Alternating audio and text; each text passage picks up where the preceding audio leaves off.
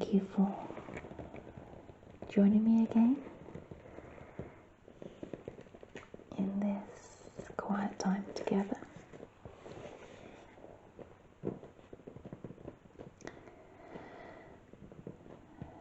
Just taking some time out for yourself, and we'll continue with the book club. The book that we were reading, WOMANS, Private Life Shared.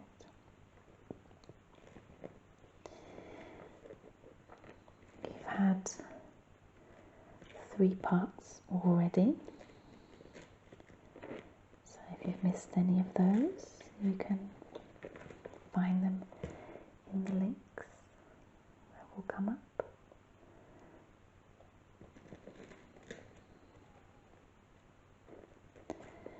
And we shall continue.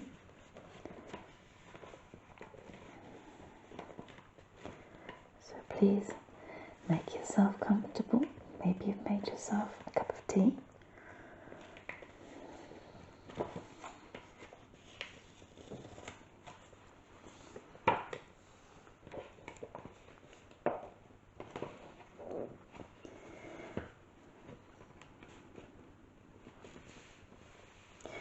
The chapter that we continue on is holding on too tight can cut your hands.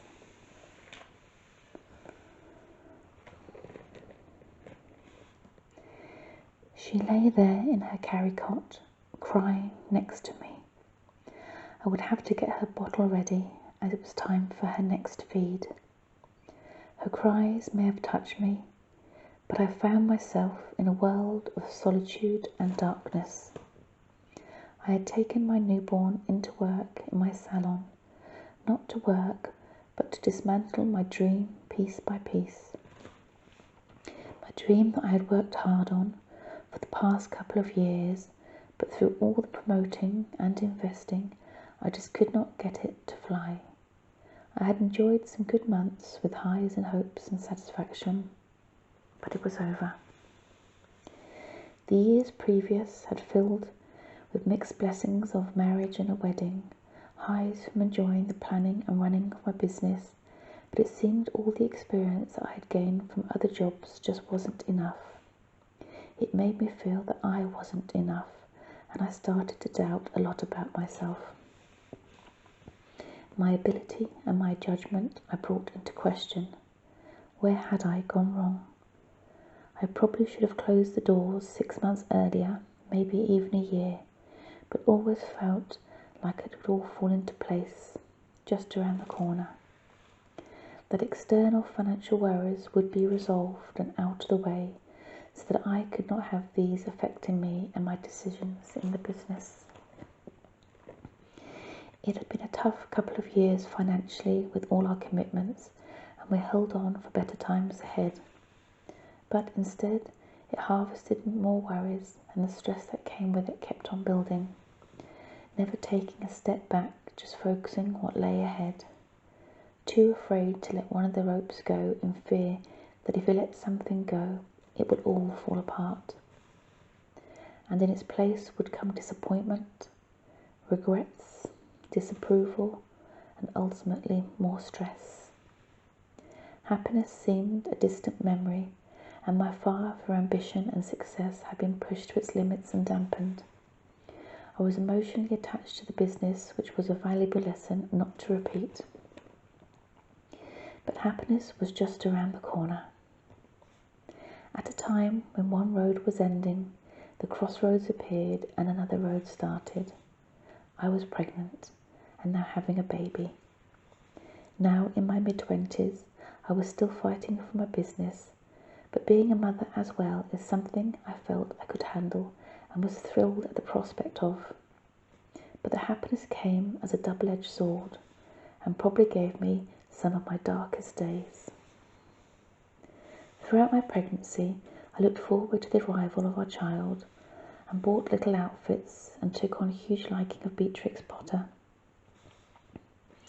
I juggled my pregnancy with a hefty dose of daily stress from my life and in general, and the day-to-day pressures of my business, still hoping that it would all work itself out.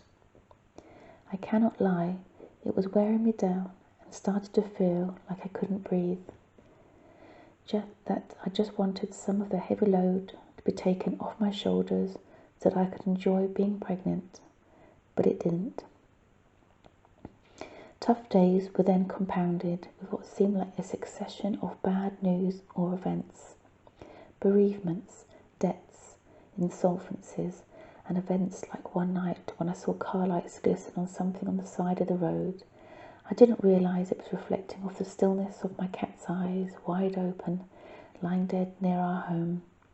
She had been hit by a car, her once beautiful fluffy warmness all gone. I absolutely adored her, and as I stroked her cold paw as we lay in the kitchen, the pain hurt and the cold that filled her crept through me. Days and months followed, the stress and worries ever present. The night had arrived. I leaned against the wall in the hospital and there was no bed available, followed by a succession of no pain relief and no anaesthetist. You've got to be kidding me. The experience that I played over and over in my mind was not playing out the way I'd hoped. The night wasn't going to plan, and the day that followed not much better. My beautiful daughter did arrive by the morning, which was, let's be honest, a sense of relief and joy, but again, unfortunately, a bed in a ward wasn't available, followed by no breakfast or dinner. Night time arrived again and I was still in the delivery ward. They did what they could for the rest of our stay in hospital, leaving me with a huge sense of wanting to get the hell out of there and back home. Where was this glow of being overjoyed of being a new mum? Where was the sense of delight, of feeling special and wanting to show off my daughter? She came back to our home beautifully and I felt like I'd come back broken. I knew I loved her, but the whole experience had not been magical. I had left stress to have her upon my return, and I stepped right back into stress. My business needed attending, and other matters were constant. I connected where I needed to, both in my personal life and in business, but I felt like I was a bottle floating in the sea, far, far away. No one could really see me or hear me. I felt distant, and as every day passed, I just drifted further away in my mind. I loved her very much, but I just didn't love life anymore. I withdrew myself quite considerably, almost as if I was weathering the storm. Again, I enjoyed nice times with my daughter, but just felt disassociated from daily life. Maybe the pressures of trying to keep my business afloat, combined with daily pressures to giving birth, had tipped me over the edge, or maybe it was postnatal depression. I didn't go to the doctors because I didn't want to have to talk. I was lost, and I was trying still to keep up the smile and deliver results where needed, but in the process was hurting myself more. I had to start letting go and make some life-changing decisions. And as I share my moments with you, I'm not saying poor me, but simply highlighting how life can sometimes challenge us. And at the time, we may not even realise how much and how one person deals with something will be different to the next. The first was my business. I would close it down, dismantle it bit by bit, make my apologies to my customers and give refunds where needed. But I was to do it, a shadow of my former self, and the decisions that followed that would change ultimately my life, my way of life, and my ideals on life forever.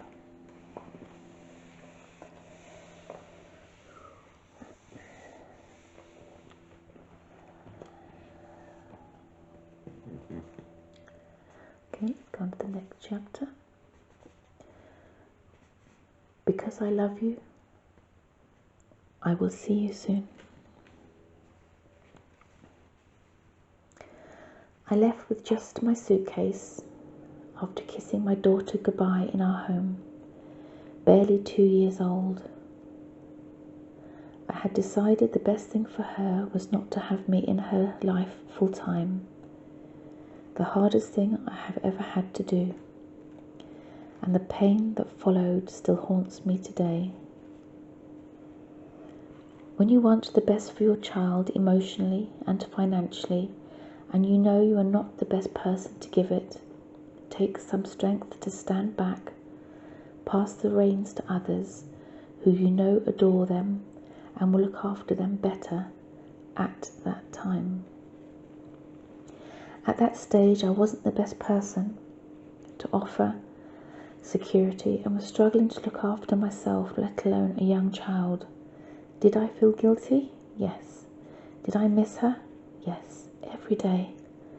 Was it the right decision? I don't know. It was just the one that I came to, and at a time when my mind wasn't being very forgiving. When we played together, her laugh would light up a room, and I didn't want that ever to change. And if she had seen me as she grew older, sliding down a wall in desperation and tears, and for her to think that was normal, would have been something that no innocence should ever see.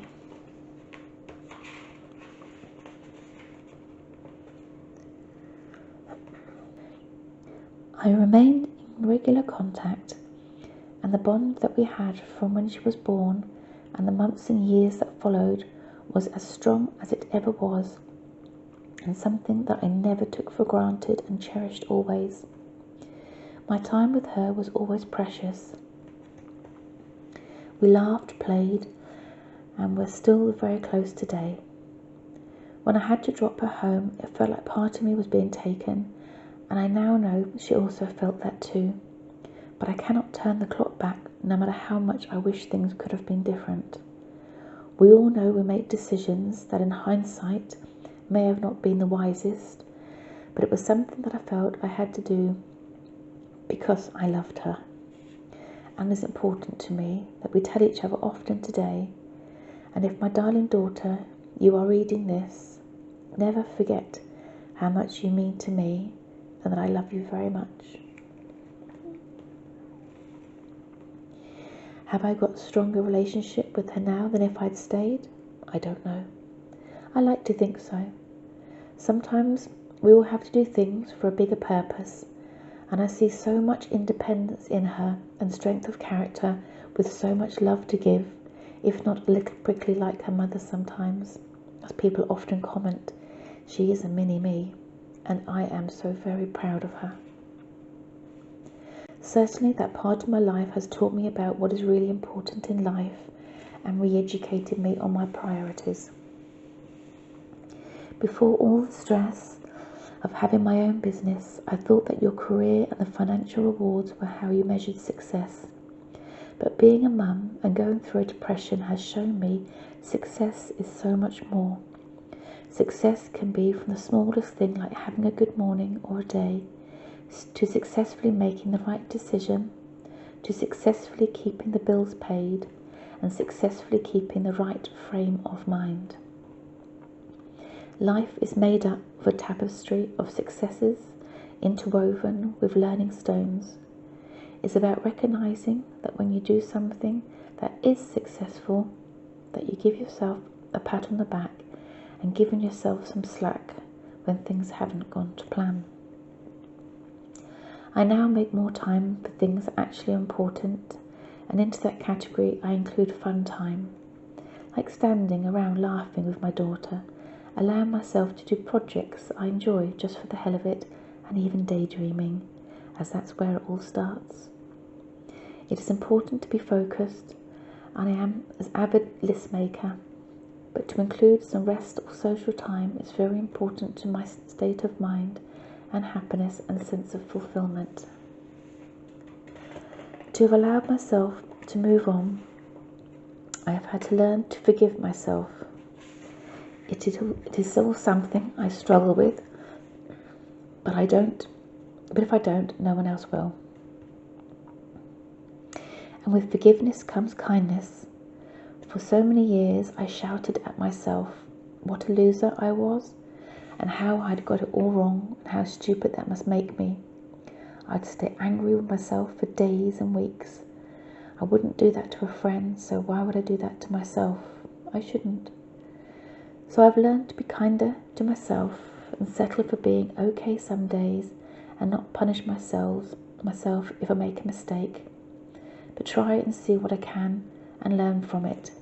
And if I don't get it right or perfect, just accepting it. After all, most of it won't matter in 12 months' time.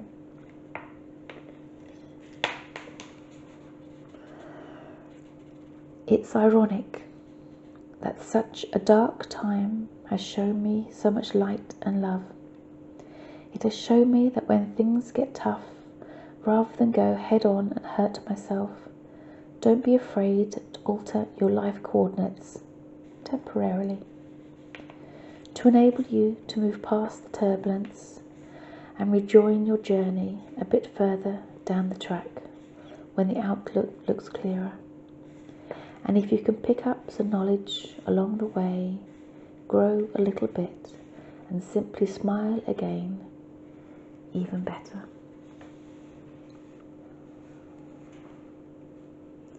I think we'll leave it there today, and we'll continue in the next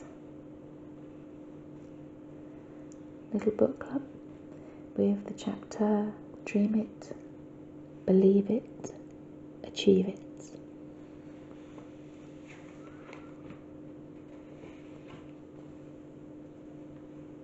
Thank you so much for joining me.